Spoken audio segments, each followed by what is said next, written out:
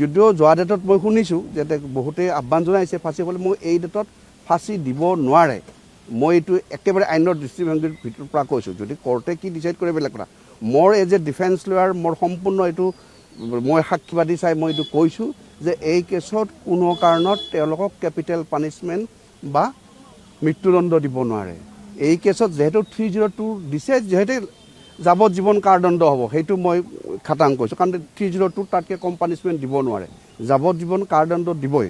কিন্তু আজিৰ আৰ্গুমেণ্টটো হ'ব যাৱজ্জীৱন কাৰাদণ্ড দিব নে মৃত্যুদণ্ড দিব, সেই ওপৰত আজি আৰ্গুমেণ্ট হ'ব। গতিকে আমি তাত 3 কেটেগৰী মানুহখিনিক ভগাই আনিছোঁ। 20 জনৰ 3 জনৰ অলপ গুৰুতৰ আছে, 13 জনৰ অলপ মধ্যম গুৰুতৰ, আৰু 3 জনৰ একেবাৰে মোটামুটি লঘু।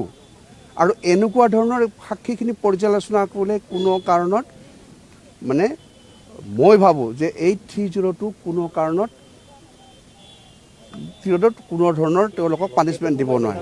নাই কিন্তু নাই ৰেকৰ্ডিংখিনিতো প্ৰুফেই হোৱা নাই। আপুনিহে দেখিছে কোন চ'ৰ্চৰ পৰা আছে, কোন এইটো প্ৰুফ হোৱা নাই। ৰেকৰ্ডিংটো প্ৰুফ, আপুনি দেখাত কথা বেলেগ, আইনৰ দৃষ্টিত প্ৰুফ কৰাটো বেলেগ।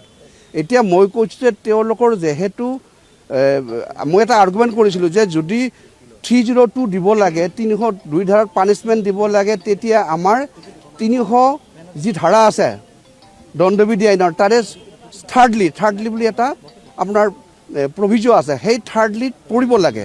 আৰু সেই থাৰ্ডলিত পৰা নাই। নপৰাৰ কাৰণে আমি কৈছোঁ যে যিহেতু আমাৰ যি বিৰছা সিং বুলি এটা কেছ আছে, সেই কেছত 4টা ক্ৰাইটেৰিয়া দিছে যে এটা মানুহক মাৰ্ডাৰ হ'ব লাগিলে এইকেইটা ক্ৰাইটেৰিয়াত ফুলফিল হ'ব লাগিব। আৰু সেইকেইটা ক্ৰাইটেৰিয়া ফুলফিল হ'ব নোৱাৰাৰ কাৰণে এইটো 302 ধাৰাত কোনো ধৰণৰ পানিছমেণ্ট দিব পাৰে। বৰ বেছি কোৰ্টে পানিছমেণ্ট দিব পাৰিলেহেঁতেন, এতিয়াতো মই সেইটো যুক্তি ক'ব নোৱাৰিম, মই এইটো হাইকোৰ্টত দিম।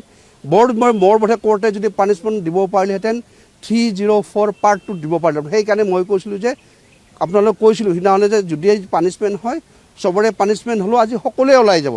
কাৰণ এইটো পানিছমেণ্ট 10 বছৰতকৈ মই আশা কৰা নাছিলোঁ। পানিছমেণ্ট হ'ব, মই কোৱা নাই যে কিছুমানৰ পানিছমেণ্ট হ'ব। আজি 20 জনৰ পানিছমেণ্ট দিছে, হয়তো কোৰ্টে 304 Part 2 দি তেওঁলোকক 10 বছৰমান দি পেলাই পানিছমেণ্টটো দিব পাৰে। আৰু ইয়াত 302 ধাৰাৰ কোনো ধৰণৰ পানিছমেণ্ট দিয়াৰ সাক্ষীবাদী নাই। যিহেতু 302 লাগু হৈ দিবই লাগিব। এতিয়া তেওঁ যিহেতু নিৰ্ণয় কৰিছে ধাৰাটো দিবই লাগিব। গতিকে সেই ক্ষেত্ৰত আমি সিদ্ধান্ত লৈছোঁ যে আমি আজি যাৱজ্জীৱন দিলোঁ, মৃত্যুদণ্ডটো মই নহয় বুলি কৈছোঁ।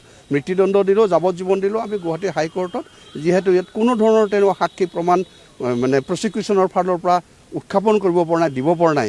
গতিকে এই ক্ষেত্ৰত আমাৰ এইটো আহ্বান থাকিব যে এই জাজমেণ্টটোত আমাৰ ফালৰ পৰা আমি সন্তুষ্ট নহয়। যি 20 জনক দোষী সাব্যস্ত কৰিছে তাৰ এগেইনষ্টত সেই 20 জনক বচোৱাৰ বাবে হাইকোৰ্টত আমি এপিল কৰিম। সেইটো এপিল কৰা ষ্টেটুটৰী অধিকাৰ আছে, আমি কৰিম। আৰু মই ভাবোঁ হাইকোৰ্টে এই কথাটো বিচাৰ্য কৰি হয়তো 304লৈকে কনভাৰ্ট কৰি পেলাই 304 Part 2লৈ কনভাৰ্ট কৰি আটাইবিলাকে অতি সোনকালে মুক্ত আকাশলৈ আহিব পাৰিব। আজি মানে 302ত কি পানিছমেণ্ট দিব, যাৱজ্জীৱন দিব নে মৃত্যুদণ্ড দিব, এই দুটাই আছে। গতিকে মই এইটোৱে ক'ব বিচাৰিছোঁ যে যাৱজ্জীৱনটো হোৱাটো ধ্ৰুৱ, যিহেতু 302 অলৰেডি কোৰ্টে ডিচাইড কৰিছে যে সেইটো ছেকশ্যনত অফেন্সটো কৰিছে। গতিকে আজিৰ দৰে ইয়াত দোষমুক্ত হোৱাৰ কোনো নাই। এখেতৰ এই আমাৰ যিটো নগাঁৱৰ যিটো ছেছন কোৰ্ট, সেই ছেছন কোৰ্টৰ ইমানখিনিয়ে পাৱাৰ। গতিকে ইয়াৰ পৰৱৰ্তী সময়ত উচ্চ ন্যায়ালয়ত আমি এপিল কৰিম। অভিযুক্ত পক্ষই কৈছে তেওঁলোকৰো অধিকাৰ আছে, তেওঁ পাৰে যে এওঁসকলক যে এৰি দিছে বা খালাচ দিছে কি যুক্তিত দিছে, কিবা যদি মেটেৰিয়েল আছে কোৰ্টত দাঙি ধৰিব, হাইকোৰ্টত তেওঁলোকে হাইকোৰ্টত এপিল কৰিব।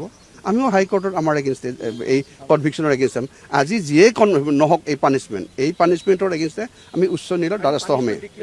আজি পানিছমেণ্ট ডিক্লেয়াৰ নহয়, আজি দিবও পাৰে, কিন্তু আমাৰ ফালৰ পৰা আমি আৰ্গুমেণ্ট কৰিম যে এই পানিছমেণ্টটোত কেপিটেল পানিছমেণ্ট নহয় বা মৃত্যুদণ্ড দিব নোৱাৰে, দিলে যাৱজ্জীৱন দিব পাৰে।